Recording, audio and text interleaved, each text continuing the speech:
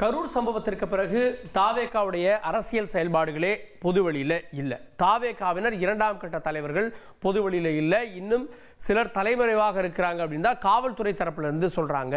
பொதுச் செயலாளர் திரு ஆனந்த், நிர்மல்குமார் உள்ளிட்டவங்கெல்லாம் ஆதவர்ஜுனா மேலே வேறொரு வழக்கும் தொடுக்கப்பட்டிருக்கிறது அப்படின்றதெல்லாம் நம்ம பார்க்குறோம். இதெல்லாம் ஒரு புறம்.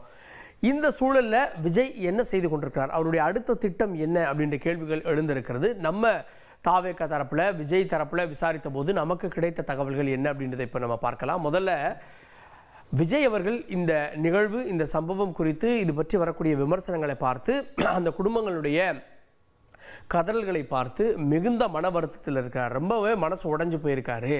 எப்படி ஒரு உற்சாகமாக வந்தாங்க, இன்னைக்கு எப்படி கலை இழந்து காணப்படுறாங்க அப்படின்றதெல்லாம் விஜய் மனசுக்குள்ளே ஓடிட்டே இருக்குது. தன்னுடைய நெருக்கமான வட்டாரத்தில் இதை பற்றி பேசிகிட்டு இருக்காரு அப்படின்ற விஷயத்த முதல்ல சொல்கிறாங்க. சரி, விஜய் எப்போ வெளியில் வருவார்?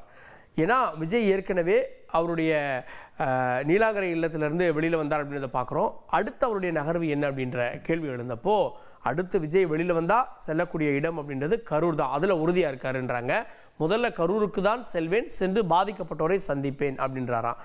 அதில் காவல்துறை இதுவரை தடை விதிக்கவில்லை, ஆனால் அனுமதியும் கொடுக்கவில்லை அப்படின்றாங்க. அதனால் நம்ம நீதிமன்றத்துக்கு போயிடுவோம். நீதிமன்றத்தில் போயிட்டு நாங்கள் இந்த மாதிரி பாதிக்கப்பட்ட குடும்பங்களை, உயிரிழந்தவங்க மற்றும் பாதிக்கப்பட்டவங்களை சந்திக்கணும் அப்படின்னு நாங்கள் மனு தாக்கல் செய்ய போகிறோம் அப்படின்னு விஜய் வட்டாரத்திலேருந்து சொல்கிறாங்க.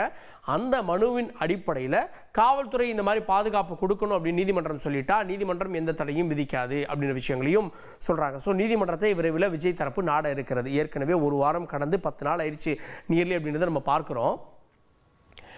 அதற்கு இடையில் உயிரிழந்தவர்களுடைய குடும்பத்திற்கு நிவாரணம் அறிவிக்கப்பட்டிருக்கு. அந்த குடும்பத்தினருடைய வங்கி கணக்கு எண்கள் பெறப்பட்டிருக்கு. காரணம் என்னன்னா, விஜய் நேரடியாக போய் அந்த குடும்பத்தினர் 2-3 நாளில் சந்திக்கலாம்னு நினைச்சாரு. நிலைமை அங்கே வந்து எதிர்கட்சிகளுடைய விமர்சனம், அப்புறம் வழக்கு விசாரணை, அங்கே ஏற்கனவே ஒரு நபர் ஆணையம், அப்புறம் எஸ்ஐடி டீம் விசாரணை, இதெல்லாம் போயிட்டு இருக்கு.